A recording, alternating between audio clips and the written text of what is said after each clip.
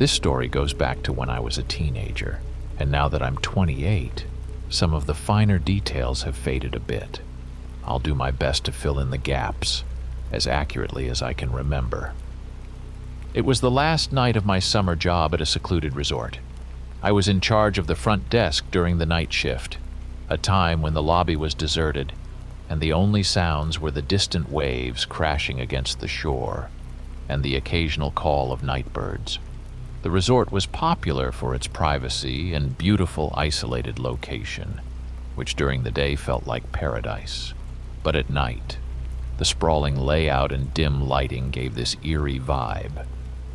Like every work shift, I was settled behind the desk reading a book to pass the time between the rare late check-ins or guest requests. This particular night, a heavy storm was rolling in, bringing with it intense rain. I remember I read something about World War II when I suddenly jumped. It sounded like someone knocked, but it was Fade. It wasn't the sound of someone trying to get my attention at the desk. It was coming from the back office behind me. The office was supposed to be empty at this hour, and the door leading to it was always locked as per the management's strict policy. I sat in my chair, and remembering calling out "Who's there?" I got no answer. I stood up and grabbed the key to the back office. The knocking continued, steady and insistent. During my shifts, I've never experienced anything weird or scary, so for me, this was a usual checkout. I arrived, unlocked the door, and pushed it open. The room was dark, the only light coming from the glow of the street lamps outside filtering in through a small window. I fumbled for the light switch and flipped it on. The fluorescent lights flickered to life, humming softly. The room was exactly as I remembered it from my daytime visits. Files stacked neatly on the desk, chairs tucked in. Nothing amiss, yet the atmosphere felt charged, as if someone had just left the room. I was about to turn back when I heard it again. I thought that this time it was coming from the small closet in the corner of the office. This part of the room was not within immediate view from the doorway, and I hadn't checked it when I scanned the room. With every ounce of courage I could muster, I walked toward the closet. My hands were shaking as I reached for the handle. I opened it swiftly. Inside there was nothing but supplies, extra paper, printer cartridges, and some cleaning tools. Just as I was about to close the door and breathe a sigh of relief, a sudden thud echoed down the hallway outside the office. The hallway wasn't large, which made the sound feel alarmingly close. I shut the closet quickly and stepped out into the office, my heart pounding in my chest. The office door was still ajar, and as I peered down the hallway, it seemed endless in the dim light. My first thought was to go back and lock myself in the office, but my gut told me I needed to see what was causing the noise. I stepped out, moving toward the source of the sound, each step hesitant as I listened for any further disturbances. As I reached the end of the hallway, I strained my ears, trying to pick up any sound that might give me a clue about what was happening. Then, to my horror, I heard a soft, scraping sound. I turned around, intending to rush back to the safety of the lobby, but then I saw it. A shadowy figure at the end of the hallway. Before I could comprehend what was happening, it moved with a fast pace toward me. Panic surged through me. I raced back to the front desk, my breath ragged with fear. I grabbed my phone to call the police, but before I could dial, I heard someone running on barefoot. I looked up, and through the front door's glass, I saw a figure. It was a man, or at least it looked like one, wearing a dark hooded robe that covered his face. He stopped just outside the doors. I backed away from the desk, my mind racing. The figure noticed me sitting behind my desk, kept staring down to me. After about 20 seconds or so, he turned and walked away into the night. I locked the doors, called the police, and waited in a back room until they arrived. They found no one and nothing amiss. but the unnerving encounter was enough for them to take the situation seriously. After that night, I never returned to the night shift, and the resort's management increased security. The identity of the man or the meaning behind his ominous visit never came to light, but I knew one thing. I was lucky to have escaped unharmed, and I shuddered to think what might have happened if I didn't notice the figure on time.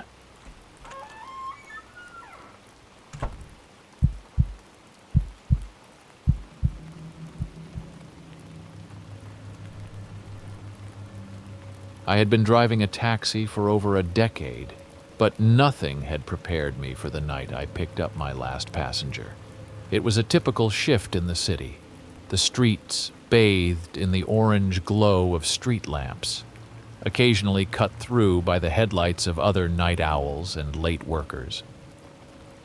It was close to midnight when I received a call from dispatch about a pickup on the outskirts of the city, a relatively deserted area that gave me an uneasy feeling late at night. But a job was a job, and I steered my cab toward the address provided. The rain had started to fall, gentle at first, then growing into a downpour that drummed loudly against the roof of the car. I arrived at the location, an old apartment building that looked like it hadn't seen maintenance in years. The entryway was dimly lit, with a single flickering light bulb hanging from a wire. I pulled up to the curb, and after a minute or so, a figure emerged from the doorway. The passenger was a young woman, her coat hood pulled up to protect her from the rain. She hurried into the back seat, her presence filling the cab with a chill that wasn't entirely due to the weather. "Where to?" I asked, as I always did. "Just head downtown. I'll tell you where to stop," she replied. As we drove, I tried to make small talk, a habit I had developed to pass the time and make passengers feel more at ease. However, she wasn't interested, giving only monosyllabic answers. There was a heaviness in the air, thick with silence and the relentless pounding of the rain. We reached the downtown area, and she finally spoke, instructing me to take a left into a narrow street that I knew led to some of the older parts of the city. The buildings here were close together, casting long shadows across the street, even obscuring the weak moonlight. "Stop here," she said suddenly, pointing to an old brick building with boarded-up windows. It didn't look like anyone had lived there in years. I pulled over, feeling the hairs on the back of my neck stand up. I looked at her in the rearview mirror and asked, "Are you sure this is the place?" Her face was partially obscured by the shadows, making her features hard to discern. "Yes, thank you," she said, handing me some cash. Before I could give her the change, she had opened the door and stepped out into the rain. I watched her walk towards the dark building, then disappearing inside. Confused and a little unnerved, I waited for a moment, half expecting her to come back out, maybe realizing she had gotten the wrong address. But the street remained empty, with the only sound of rain drumming against my cab. After waiting around 2 more minutes, feeling uneasy and ready to leave, I saw her. The woman burst out of the building and ran towards my cab. I hesitated for a moment, the memory of her unsettling presence during the ride still fresh in my mind. But something in her frantic motions made me stay. I unlocked the door, and she practically threw herself into the back seat, crying and shaking. As soon as she was inside, she blurted out that I needed to drive to get away as fast as possible. I pulled away from the curb and started driving without a clear destination, just knowing we needed to put some distance between us and that building. Between sobs, she explained that she was terrified because of her ex-boyfriend. They had ended their relationship on terrible terms, and she thought she had seen him in her house when she was about to enter, lurking in the kitchen with a knife in his hand. She was also panicked because her dog, who always greeted her at the door, hadn't appeared. She feared the worst, that her ex had harmed the dog, as he had previously threatened to harm them both. I focused on the road as she called the police from her phone, her voice trembling as she described what had happened. I pulled over a few blocks away, waiting with her until the police arrived. During those tense moments, I gave her my number, telling her to reach out if she needed any help later on. What followed in the aftermath of that night was unexpectedly beautiful, despite the horror we, or maybe I should say she, experienced. I later learned her name was Sasha as she called me the next day, not to update me on the incident, but to thank me. She shared that thankfully her dog was unharmed. Her ex had locked the poor animal in the bedroom to keep it quiet. It turned out her ex was indeed there to hurt her. He wasn't in his right mind and had a restraining order against him. He was also taken to a mental health facility for treatment. That call didn't just end there. We clicked instantly, finding easy comfort in each other's voices, and we talked for an hour. This connection blossomed over time, and we started dating. 2 years later, we moved in together. Now, as we approach our wedding date in just 3 weeks, we often reflect on how that terrifying experience brought us together. We see it as a sign, perhaps a strange twist of fate, that we were meant to find each other. Despite the horrific start, it led to a profound bond between us. We are happy and grateful for each day we get to spend together, ready to face whatever life throws our way, as long as we have each other.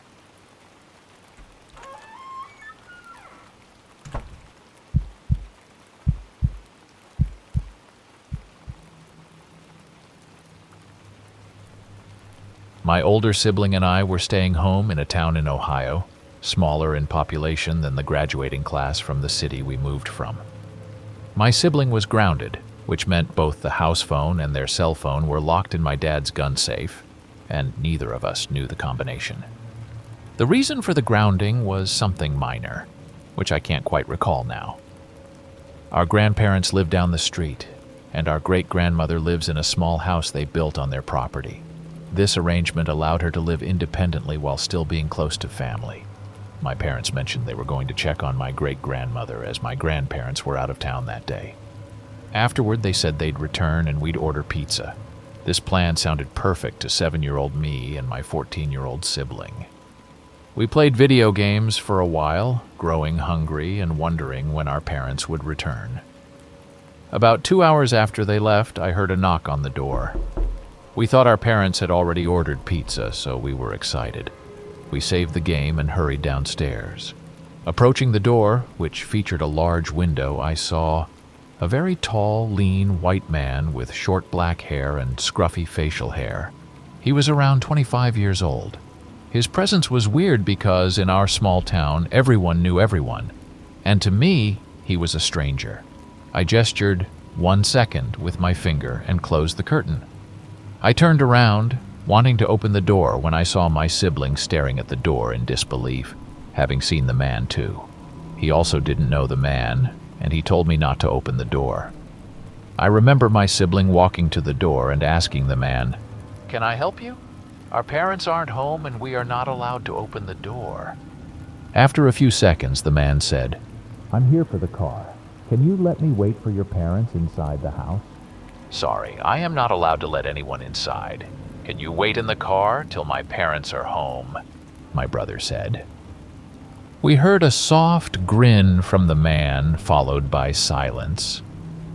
We looked at each other, not knowing what action we should take.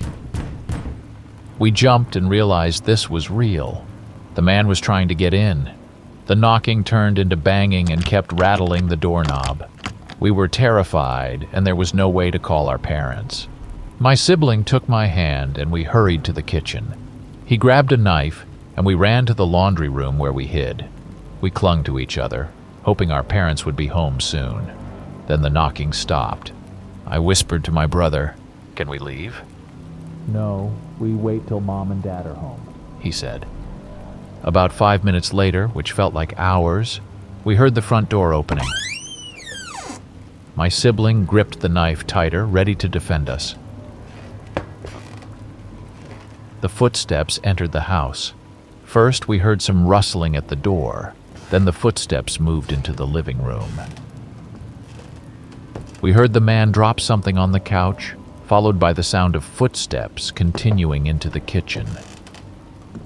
Cabinets were opened and closed, followed by rummaging through cutlery. Even at 7 years old, I understood that he had taken a knife or something to potentially harm us.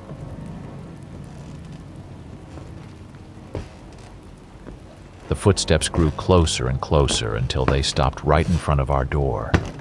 Our hearts raced. I had never been so scared in my life.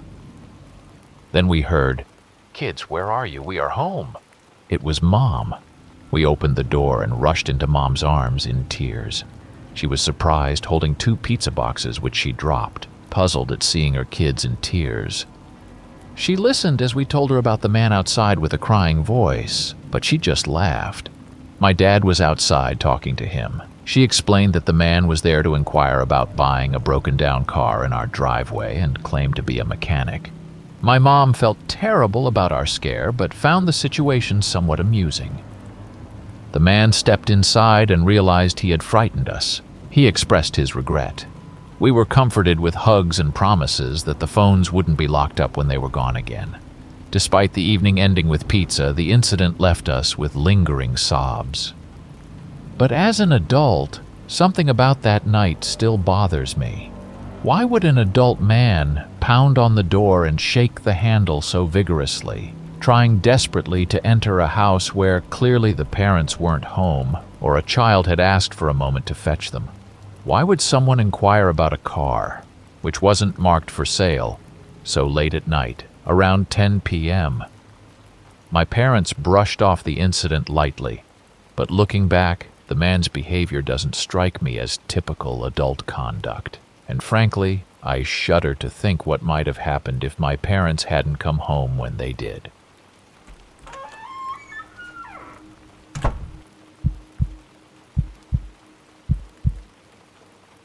I'm just an average American guy.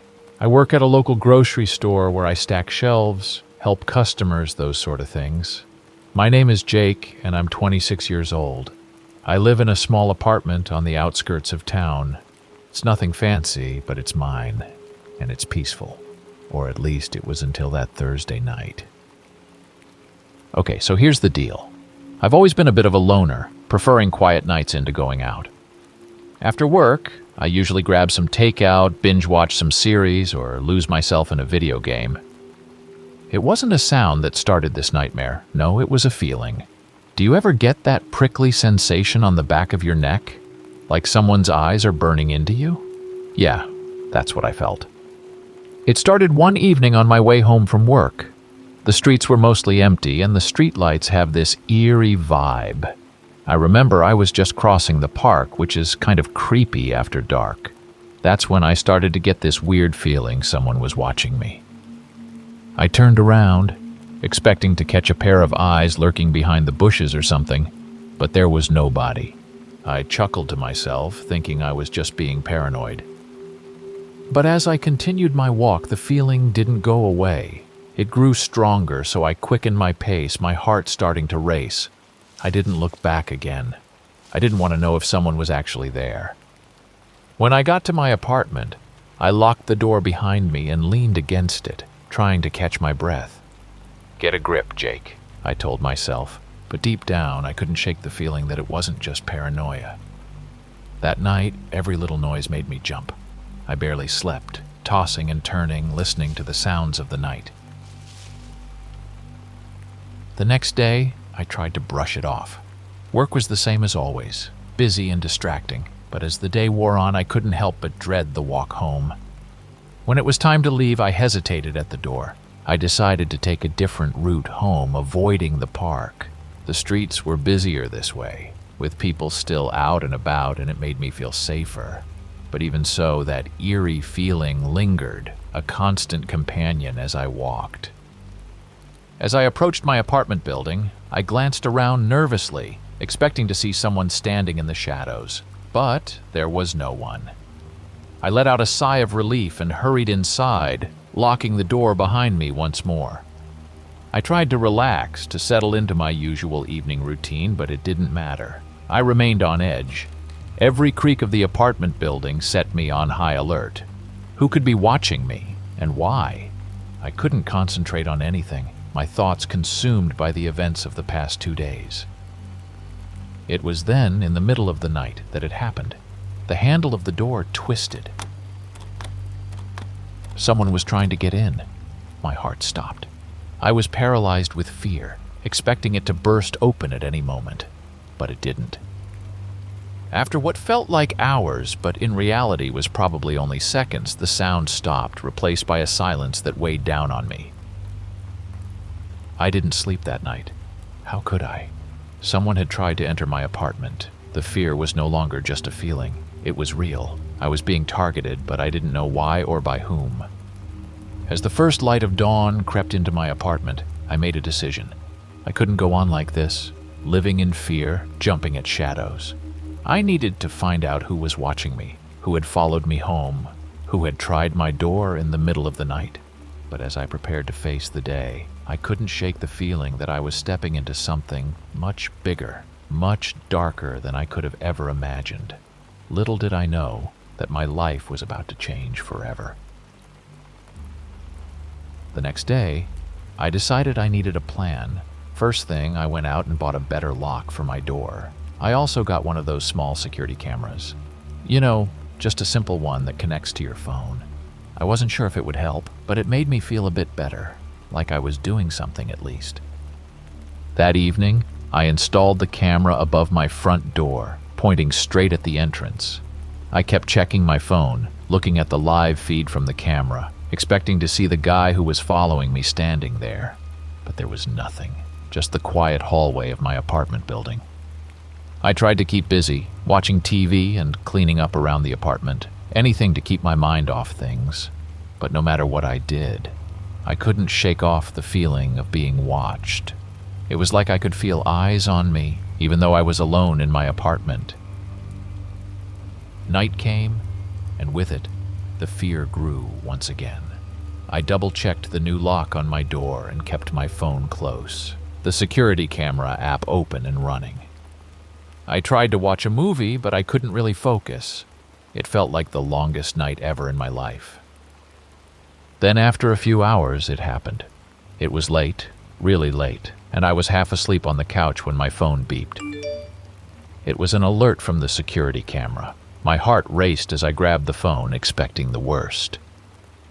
There on the screen in the hallway was a figure. It was hard to make out details, but someone was definitely there. He was standing right outside my door. I didn't know what to do. I was frozen, only staring at the screen. The figure just stood there, not moving. Then after a few minutes, the figure moved away. It disappeared from the camera's view. I was freaking out. Someone was definitely targeting me, but I had no idea why. I didn't sleep at all for the rest of the night, just sat there, watching my phone, waiting for the figure to come back, but it didn't. The next morning, I was messed up. Didn't sleep much and kept thinking of the figure. I knew I had to do something, so I decided to go to the police. I took my phone with me, the video from the security camera saved. After a 10-minute drive, I arrived at the police. They were nice, listened to me, and watched the video. They said they would keep an eye on my apartment building and patrol the area more at night. And if the figure came back, one call and the police would be there in minutes. I didn't want to go back to my apartment, but I didn't have anywhere else to go, so I went back. The police's promise to patrol the area. It was my only comfort. Days passed, and nothing unusual happened. No one in the hallway, no weird noises at my door. I started to relax a bit. Maybe the guy got scared off by the police patrols, or maybe he realized I wasn't worth the trouble. Either way, I was just glad it was over. I wish I could say that was the end of it, that everything went back to normal, but life isn't that simple, is it? One evening I got back from work, and there was a note slid under my door. It was just one word: get out. The fear came back, stronger than before. I felt it wasn't over. This person, whoever they were, wasn't done with me yet. But this time, I wasn't going to let them scare me. I had the police on my side, and I was going to do whatever it took to feel safe again. After that note, I thought a lot about what to do. I told myself I wouldn't be scared anymore. I had talked to the police and they said they'd help me. So I tried to live like normal, but deep down, I felt like things weren't finished yet. One night, while I was trying to watch a show, my phone made a noise. It was the app from my security camera. My heart started beating fast as I looked at my phone. The camera showed the hallway outside my door, and there he was again, the person who had been scaring me. This time I could see something shiny and metal in his hand. I felt really scared, but I knew I had to act fast. I called the police right away. They answered quickly and said they'd be there in 2 minutes. Right after I hung up, I heard a strange sound at my door. It was like metal clicking against metal. I looked back at my phone and saw the man trying to do something to my door lock with the metal thing in his hand. I couldn't keep quiet. I said, "I called the police, and they're on their way, so please just leave." He stopped and said something that really confused me. "Get out of my apartment right now," he yelled back. I didn't understand. Why would he say that? It was my apartment, not his. But then, just a few seconds later, I heard other voices. It was the police. They were outside telling the man to put down his tool and get on the ground. It was all happening so fast. The police came in after they caught him. They told me the man used to live in the building but had to leave because he couldn't pay his bills anymore. They also said he might have problems with thinking clearly and understanding things right. Weeks went by, and nothing scary happened again. I started to feel safe once more, and I thought a lot about the man. I felt sorry for him. When I turned 18, my parents made me leave home. It was really hard not having a place to live. Being forced out of your home, for any reason, feels terrible. Understanding what that man might have felt helped me get over the scary things that happened. Now I feel okay again. I'm glad to be safe and to understand a little better why people might do strange or scary things. It doesn't make it right, but it helps me not to be so afraid.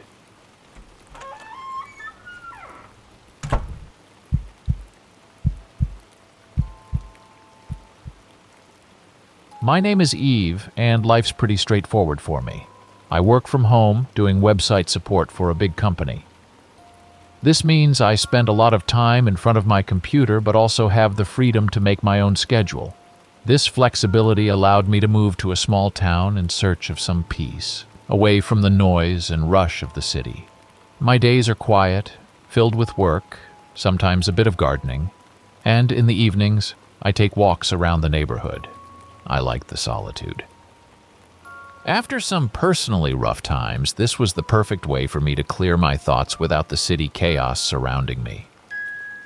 One evening, things started to get weird. I was up late working on a project with my team when my concentration was interrupted by a phone call. I removed my headphones with the intention to pick up the phone, but declined. Am I hearing this right? Are those footsteps? At first I thought they were further away, but then I realized the footsteps were right next to my house. I got up, trying to convince myself I was just being paranoid. I followed the sound of the footsteps to the back door, my hands shaking a bit as I reached for the light switch. The moment the backyard lit up, the footsteps stopped. There was silence for a second, followed by the sound of someone running away. I stood there shocked. Was it a burglar? I whispered. But my house lights were on, so why would a burglar target this house? I didn't call the police because, well, the person hadn't actually done anything wrong, right? They ran off when I turned on the light, so I tried to convince myself it was just someone passing through, maybe a lost drunk. But then again, why would they run away when the lights turned on? Looking back, this was a naive thought. No one would walk around a house this late at night, especially in the neighborhood I was living in. I called a friend and explained everything. He told me to make sure the doors and windows were all locked. It was probably an attempt. They wouldn't try it again. That would just be stupidly dumb, he said. This reassured me. And after the call, I told my colleagues I was tired and wanted to go to bed early. Nothing happened until 2 days later. I followed my normal routine and went to bed around 10 p.m. I watched some TV, put the sleep timer mode on, and eventually fell asleep. I woke up in the middle of the night to a storm. Thunder rumbled and lightning flashed. I looked at the clock, 3 a.m. Weird, I thought. I never wake up during a storm. I took my phone thinking maybe someone had called, and that was why I woke up. There were no missed calls. What the hell disturbed my sleep? I wondered. I put the phone away and scanned around my bedroom. There was nothing wrong, so I laid down wanting to get back to sleep. My eyes widened, and I was instantly awake again. It was the sound of my closet door. It was faint, but I was sure I heard it correctly. I'm just tired, I thought, convincing myself it was nothing to worry about. Just to be sure, I sat up and looked at the closet. A chill ran down my whole body as I saw the closet door was slightly ajar. I knew I had closed it before going to bed. I tried to rationalize it first, but my gut feeling overtook me. I had to check it. I wouldn't be able to sleep otherwise. I got out of bed and walked toward the closet. As I got closer, I froze. Soft breathing, panic rushed in. I knew I had to act cool, pretend I was just heading to the bathroom or something. I had to, because what would happen if he knew I knew? I left the bedroom, hoping with every step that I wouldn't hear the closet door open. Thankfully, it didn't. I kept the bedroom door open to keep pretending nothing was wrong. I quietly went downstairs. The front door makes too much noise, so I made my exit through the back door and left it open. My phone was still in my bedroom, so I rushed to my neighbor's house, keeping my eyes on my bedroom window, hoping I wouldn't see anyone. I didn't. I arrived at my neighbor's house and knocked on their door. They were surprised to see me at this hour, but they could tell something was terribly wrong. I told them what happened, and right away they called the cops for me. A police car was nearby, and the operator told my neighbor they'd be at my house in 2 minutes. They agreed not to use the sirens so as not to alert the intruder, since there was still a possibility he thought I was still in the house. We waited together. A minute passed when someone knocked on my neighbor's door and called out, Police here. My neighbor opened the door, and they asked if I was okay to guide them. Without a second thought, I agreed, and we rushed toward my house. Guns drawn, they yelled for the intruder to come out. Then this dirty, disheveled man stumbled out of the closet. He looked straight at me, his eyes wide and unsettling. He wasn't wearing pants, which made the whole situation even more disturbing. And his smell, it was awful. The police took him away. They told me he was homeless and seemed mentally unstable. They questioned him the next day and found out he had somehow gotten into my house. They guessed he might have come in through a window and locked it behind him, so I wouldn't get suspicious. After that night, I couldn't stop thinking about what might have happened if I hadn't woken up during the storm. It's scary, thinking about the what-ifs. Mentally unstable or not, the intruder was a real threat. But now it's just a thought, just a what if that didn't happen. I've made some changes since then, added more locks, got a security system, and I check my windows every night. I feel safe again, but I'll never forget that night.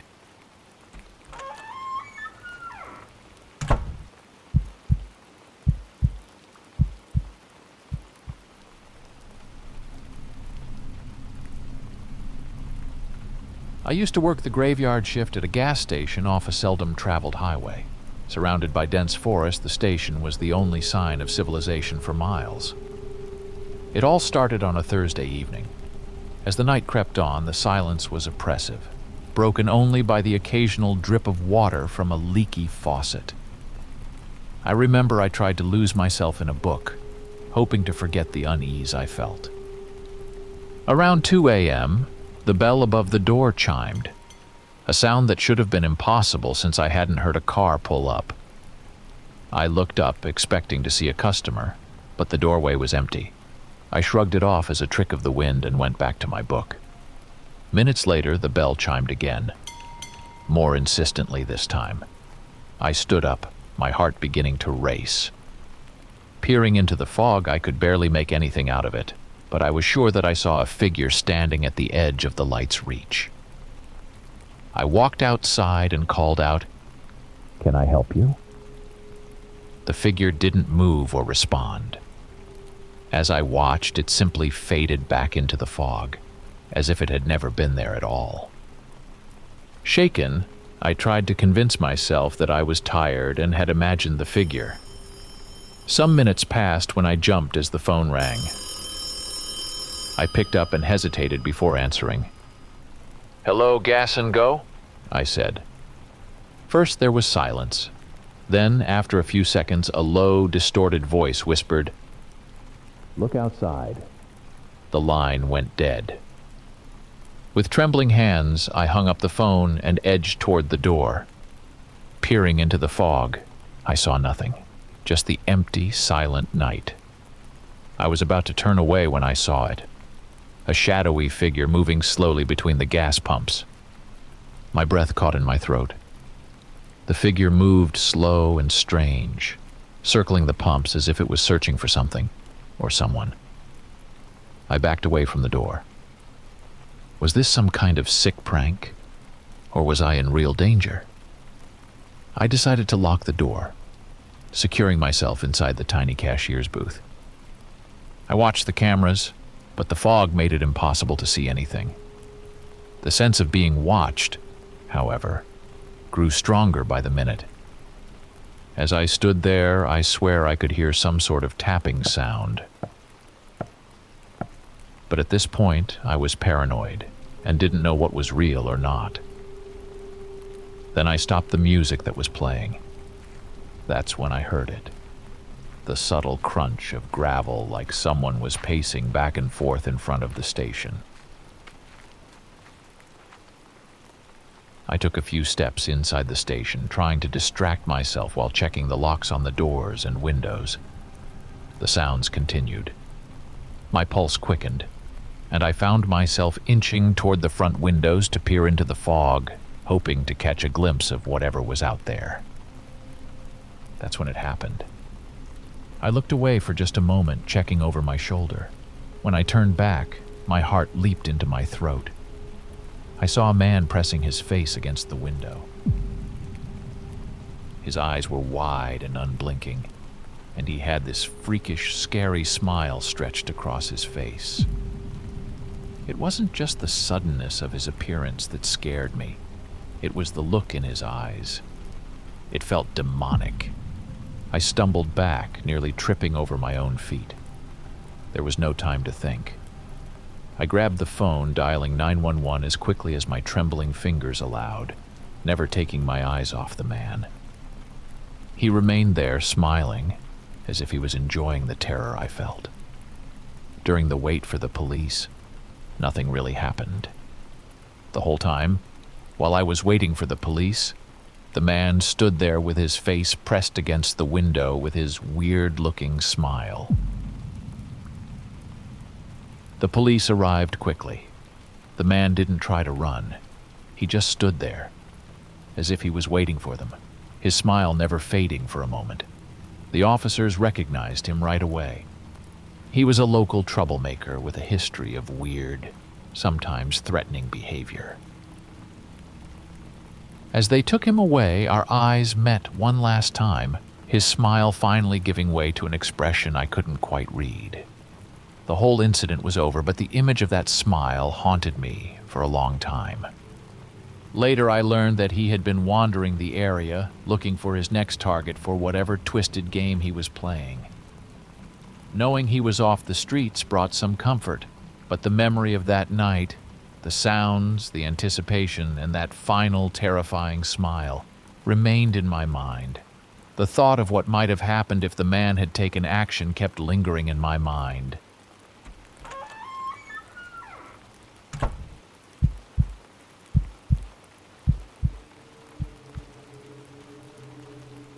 I never thought working the night shift at a gas station could turn into one of those horror stories you hear about but wish you hadn't.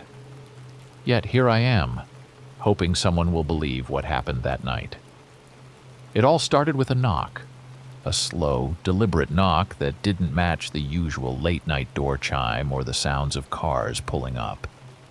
It was around 2 a.m., the time when the world seems to hold its breath, and even the crickets outside seemed to pause their nightly concert. I was behind the counter, scrolling through my phone, fighting the heavy blanket of boredom that the night shift wraps around you. That's when I heard it, a knock, soft but clear, coming from the back door.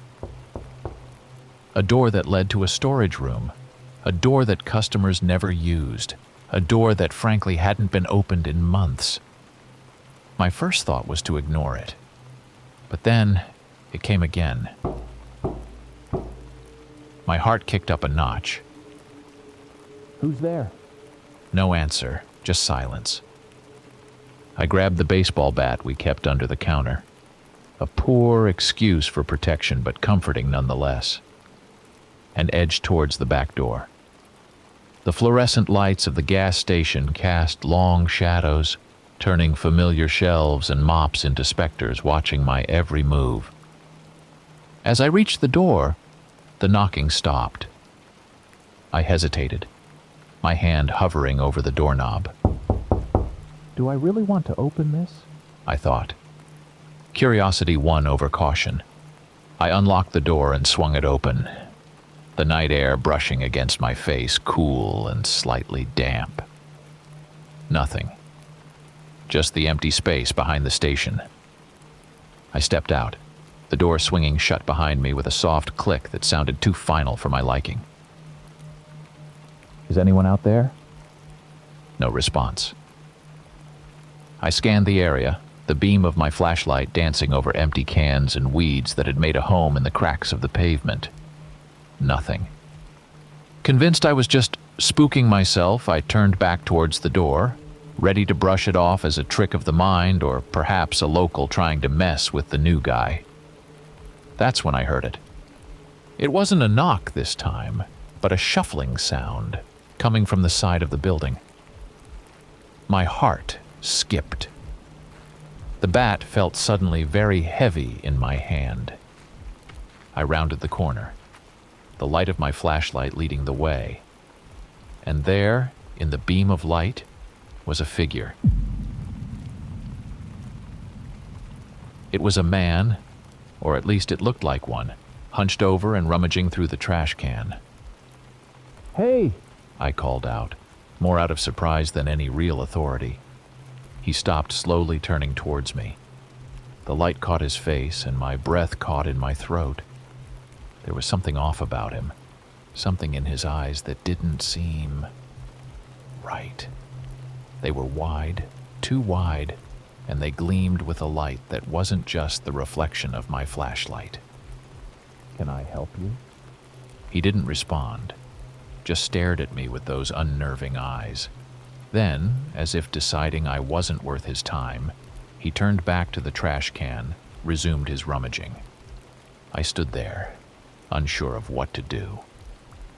The logical part of my brain told me to go back inside, lock the door, and forget about this. But another part was fascinated, drawn to this strange figure in the same way you can't help but stare at a car crash as you pass by. Then, the man stopped rummaging, his body stiffening. Slowly, he turned to face me again. This time, he just didn't stare. He took a step towards me, and then another. I should have run back inside, locked the door, and called the cops, but my feet felt glued to the ground, my entire body tense with anticipation. What was this feeling? Curiosity? Fear? I couldn't tell. He was close now, close enough that I could see the details of his face. His eyes weren't just wide. They were frantic, darting around as if he was seeing things I couldn't. His mouth moved, but no sound came out at first. Then, a whisper, so soft I had to lean in to hear. Help me. The words sent a chill down my spine. Help you? How? He reached out, his hand trembling. It was then I noticed his clothes, tattered and stained, as if he'd been wearing them for weeks. His fingers lightly touched my arm, and he whispered, "They're watching." I glanced around, the beam of my flashlight scanning the darkness. There was nobody there, just us. Who's watching? He didn't answer. Instead, he glanced over his shoulder, his expression one of pure terror. Then, without another word, he turned and ran into the night, disappearing into the darkness as if he'd never been there at all. I stood there for what felt like hours, but was likely only a few minutes, trying to process what had just happened. I finally turned and made my way back into the gas station, locking the door behind me. My mind was racing. Who was that man? What was he afraid of? And why did he come to me for help? I didn't have much time to think about these questions. The rest of the night shift passed in a blur of anxiety and paranoia. Every car that pulled up made me jump, and I kept glancing over my shoulder, expecting to see the man again. Or, worse, whatever he was running from. My shift ended, and I told my colleague about what happened last night. I drove back to my house, got some sleep, and later that day went back to the gas station for my shift. What my colleague told me still disturbs me to this day. An hour after I left, 3 men entered the gas station, looking around as if they were searching for something or someone. They were wearing reddish-like suits. They walked around the store, not even glancing at my colleague. Then, without asking, they went straight to the public toilet, and from there directly to the supply room, which is, of course, off-limits. My colleague knew this was bad, so he just locked himself in the cashier booth and didn't dare take action. After about 5 minutes, one of them said, "We accept your command, Lucifer," and they all left. After the incident, my colleague called the police. As you might guess, we never found out what was really going on, but I can't shake the thought that something really disturbing and sinister was happening.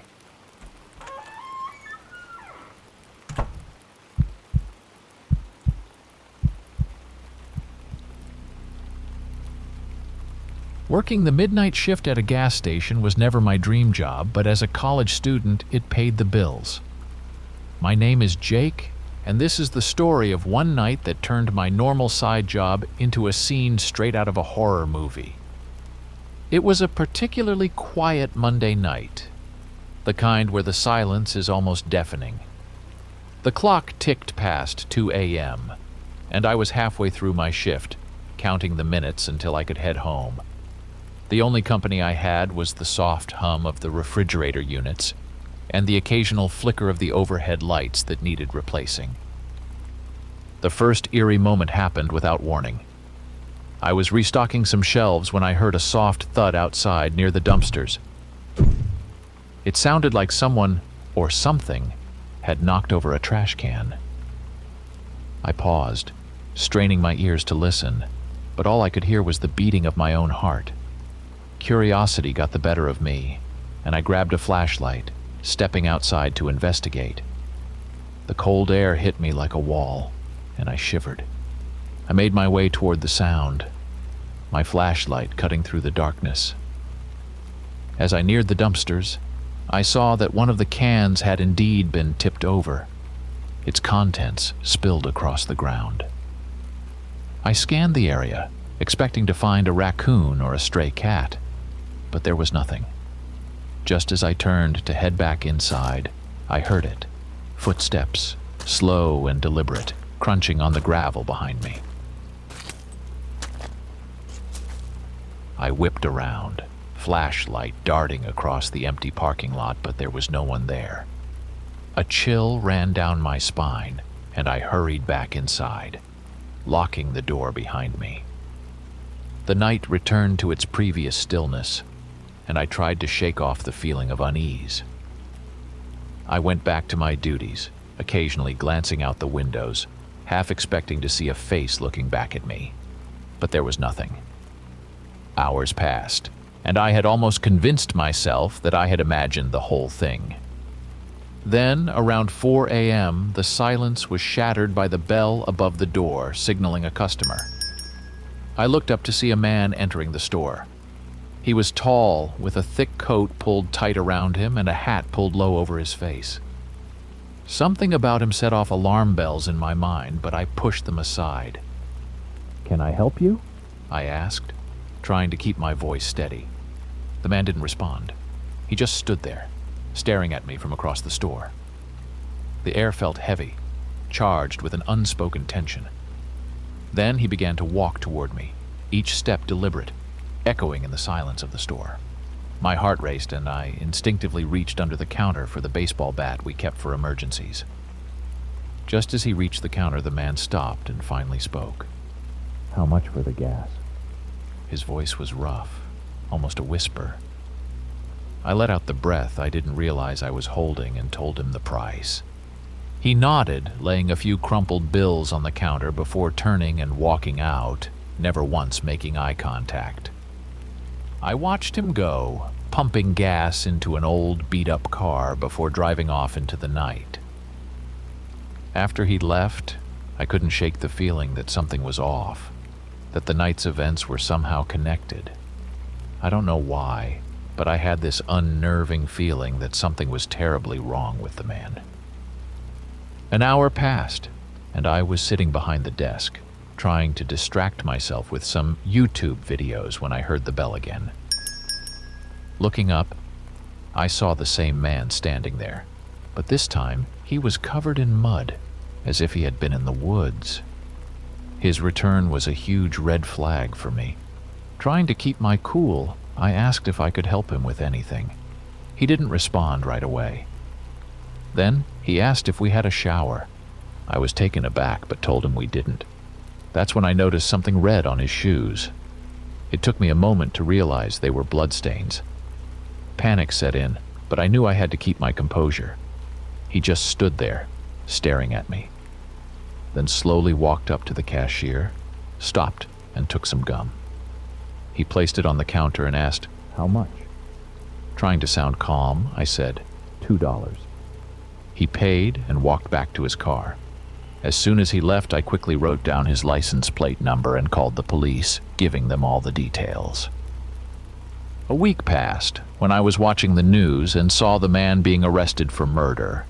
Apparently, he had killed his wife and had her dead body in his car, burying her somewhere nearby the gas station. The news mentioned that thanks to an anonymous tip that night, they were able to catch him. Till this day, I'm still wondering if it was my call that helped.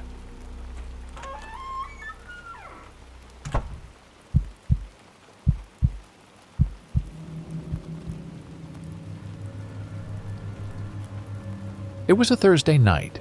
My parents were gone to visit my grandma, so I was home alone for the whole weekend. My name's Eric. I was 19. And the idea of having the house to myself meant a weekend of video games and late-night movies without anyone telling me otherwise. Our house was pretty big, with lots of rooms, but it was the basement that always gave me the creeps. It was old, and we hardly ever used it. That night, after binge-watching my favorite show, I heard a thud. It was coming from the basement, a sound like something or someone dragging across the floor. My first thought was that it was just the house settling. So I decided to just ignore it and went back to my show. Yeah, I was watching Gossip Girl. I know what you're thinking, but after being roped into it several times by my sister, I actually started watching the series on my own.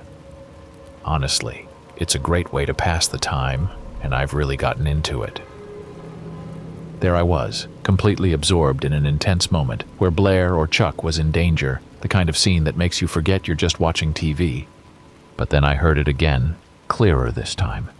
It sounded like footsteps. I tried to convince myself I was imagining things. The house was locked, and I hadn't heard any doors or windows break. Still, the thought of checking the basement made my stomach turn. I grabbed the flashlight from the kitchen drawer, telling myself I was just being paranoid. So, I started my walk toward the basement. Standing at the top of the basement stairs, I hesitated. The light from the flashlight seemed to be swallowed by the darkness below. I took a deep breath and started down, the wooden steps creaking under my weight. When I reached the bottom, I shone the light around the cluttered space, half expecting to find a raccoon or some other animal that had found its way in. But then I saw it. A figure, hunched over in the corner of the basement. My heart raced, and I froze. The flashlight's beam fixed on the figure. It turned around, and for a moment we just stared at each other. It was a man, dirty and disheveled, his eyes wide with surprise. I didn't know what to do. Should I yell or run? Before I could decide, the man took a step toward me. Instinctively, I ran up the stairs. I was nearly at the top when I heard the sound of someone behind me, shoving aside boxes and furniture in a frantic pursuit. Thankfully, I was almost out. I reached the door, and as I swung it closed behind me, I caught a glimpse of the man. His eyes were wide, his gaze desperate, fixed on me as if I was his lifeline. I slammed the door shut with all my might and twisted the lock into place. The man didn't miss a beat. He began to pound on the door with one hand while the other twisted the doorknob back and trying hard but failing to open it. The sounds of his desperation, the relentless pounding and the rattling doorknob echoed through the house. For some weird reason, I started to feel sorry for the man. Trapped, with no other way out, the man's actions grew more aggressive and desperate. I backed away and dialed 911. During the chaos, his voice broke through. Please, let me out. I mean no harm. His plea hung in the air, a stark contrast to the ordeal he had put me through. Yet there was a tone in his voice that made me pause, a hint of genuine fear, maybe even regret. But the danger of the situation was too real, the risk too high to trust the sincerity of his words. This kept going on for a few minutes. Then, suddenly, the man stopped banging on the door. I heard him let out a big sigh and then the sound of his footsteps as he walked back down the stairs. A little while later, everything went quiet. I felt so relieved. When the police got there, they found the man still in the basement, now quietly hiding among the old furniture and boxes. He was homeless and had been using our basement as a shelter for the past few weeks. It turned out that this was the only way he could enter our home, through a small window we rarely checked and always left unlocked by mistake. He had made sure it stayed that way so he could come and go as he pleased, turning a forgotten corner of our house into his makeshift home. The police discovered his few possessions tucked away in a corner, alongside evidence of his living conditions. It was a wake-up call for us about the importance of security and paying attention to all parts of our home, even those we seldom use. The man had nowhere else to go, and in his desperation, he had chosen our basement as a refuge.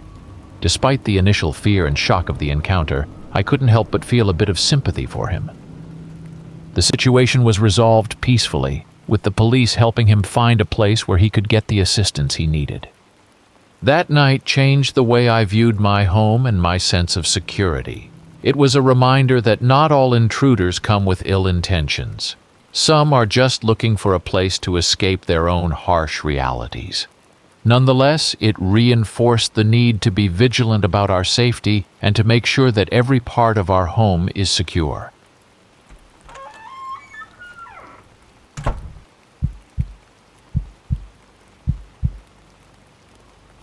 It was a typical Friday evening in the small town where I lived, nestled between thick forests and winding roads.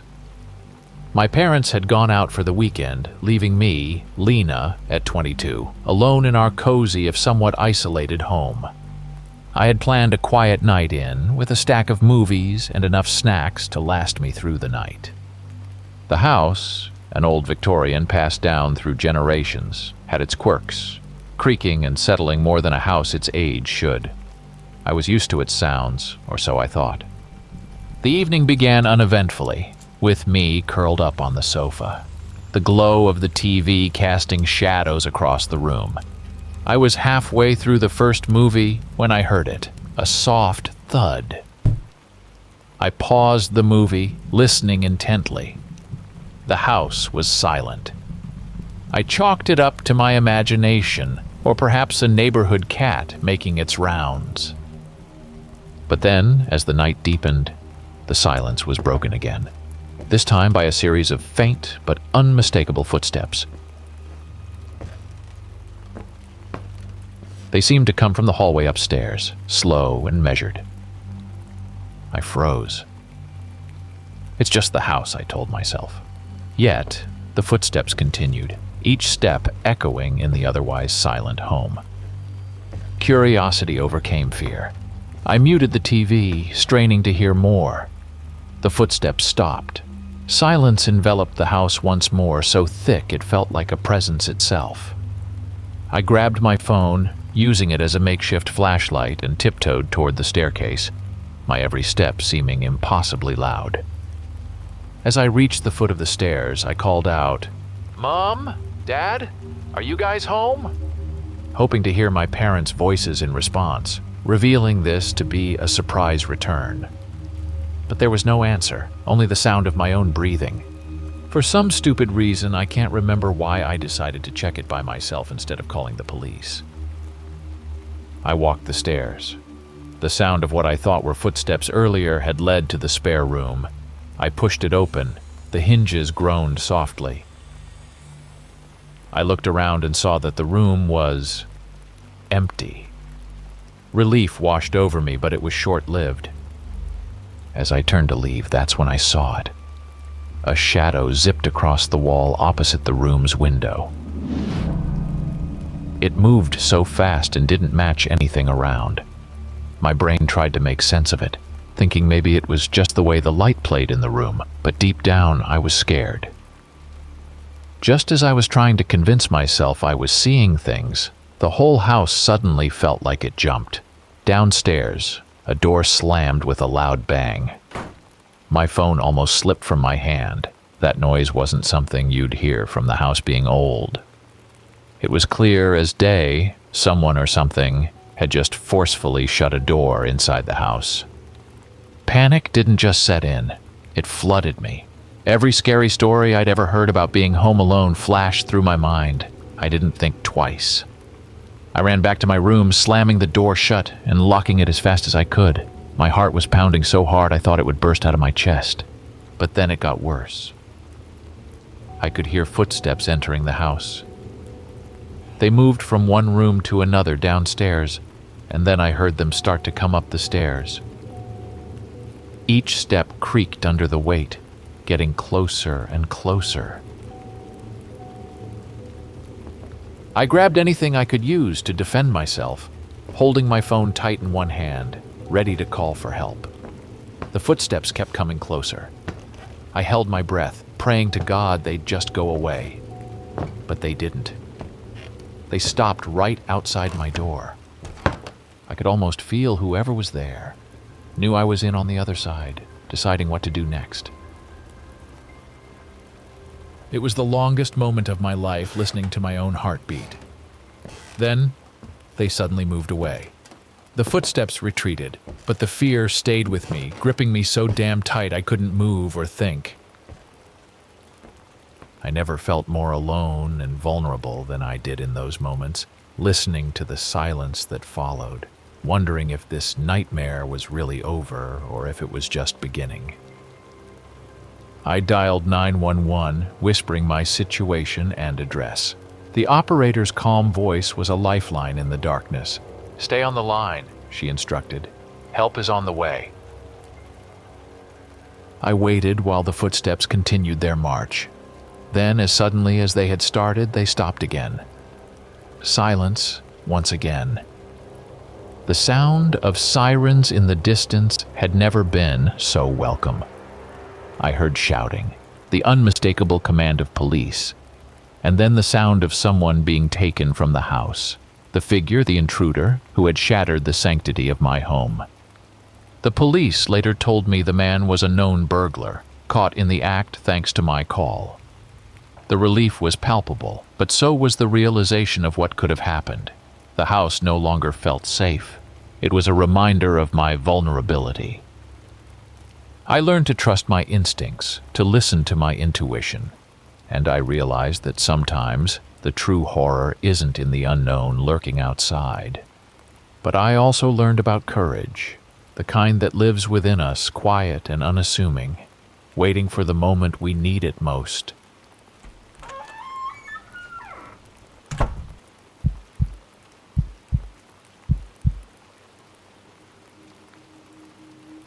I'm Max, a 15-year-old who pretty much lives a normal life. I go to school, hang out with friends, and play video games. Nothing too exciting. One weekend, my parents decided to visit my grandma, leaving me home alone for the first time. They trusted me enough to stay by myself, and I was pumped about having the house all to myself. At first, I was all excited, planning to play video games all night. But then, as the evening came, I started feeling a bit uneasy about being alone. I called my big brother who's at college to tell him about feeling a bit weird. He laughed and said, "You'll be fine, dude. Just lock the doors and enjoy your freedom. Call me if you need anything." Feeling a bit better after talking to my brother, I locked all the doors, grabbed some snacks, and started my video game marathon. Around midnight, while I was deep into my game, I heard a strange noise coming from the backyard. It wasn't like any sound I'd heard before. My first thought was, it's just a cat or something, but it kept bothering me. I paused my game and decided to check it out. I turned on the backyard light and peeked through the window, but I couldn't see anything. The noise stopped. With too many scary stories in mind, I knew better than to step outside. I looked, expecting to see an animal or something making the noise, but there was nothing, just my own thoughts. I figured I was just being paranoid, so I turned off the backyard light and walked to the living room. Back to my game, the sense of unease hadn't left me. I was online chatting with some friends, telling them what just happened. As you can guess, telling these stories to teenage friends is not comforting. They just made jokes, saying the butcher is coming for me. I joined their laughs, pretending I wasn't scared. But in reality, I was freaking out. This went on for about 10 minutes when a chill ran through my whole body. The weird noise was happening again, but this time it wasn't just any noise. It was closer, as if it was right inside the house, coming from the kitchen. I grabbed the nearest flashlight, my hands a bit shaky, and tiptoed towards the kitchen to check. Reaching the kitchen, the first thing I noticed was the back door slightly ajar, letting in a cool night breeze that I hadn't felt earlier. My mind raced with questions. Had I forgotten to lock it? Without wasting a second, I pushed it shut and locked it. I scanned the kitchen, expecting to find someone hiding, but it was empty. The idea that someone might have been trying to sneak in sent a chill down my spine. Back then, I thought maybe I just forgot to lock it earlier and tried to ignore the scary feeling. Looking back now, that was really dumb of me. How could I have been so careless? But I guess as a kid, you want to handle things on your own and not bother your parents with something that seems so small. Anyway, with the door now locked, I headed back to the living room. That feeling that something was off kept lingering. I made a round of the house, double-checking every door and window to make sure they were securely locked, telling myself it was just to be safe. But as I settled back into my game, trying to lose myself in the virtual world, a new sound pierced the silence of the night. Soft, uneven breaths. It was so quiet at first that I thought I imagined it. But then, it was unmistakable. My stomach flipped, and without thinking, I turned around. There, on the couch, was a man. He looked normal, except for his strange haircut, like nothing I'd ever seen. Our eyes met, and he asked, "Do you know where I can find Mrs. Snuffles?" His voice was calm, but it froze me in place. Then in a split second, adrenaline kicked in. I made a move toward the exit. I couldn't scream or say anything. My voice seemed stuck in my throat. I bolted straight to the front door, yanked it open, and dashed outside. I just ran, not knowing if the man was following me, but I didn't care. I wanted to be safe. Outside, I didn't stop running until I reached my neighbor's house, pounding on their door like a madman until they answered. I blurted out what happened, my words tumbling over each other. They called the police, and within minutes, the neighborhood was filled with the flashing lights of police cars. The police searched my house, but found no one. Mrs. Snuffles, it turned out, was a name my neighbor mentioned once about a cat that vanished after one of the neighborhood kids disappeared around 5 years ago. The case was closed 2 years ago, but after hearing my story, the police wanted to know everything about the man, his looks, everything. My mother had to step in because the police were too direct, asking too many questions, which made me feel really uneasy after the horrifying experience. Days later, we went back to the police station for an interview. They didn't tell me the details, but only that my information helped them reopen the case. Till this day, I don't know if they caught him. After that night, my view on being home alone changed. My parents and I reviewed safety measures, and we even got a security system installed. The experience was terrifying. The thought of what could have happened if I hadn't noticed the man kept lingering in my mind. Would I have disappeared too, like the other kid? Luckily, I never have to find out, and after some therapy, I got back to my usual routine.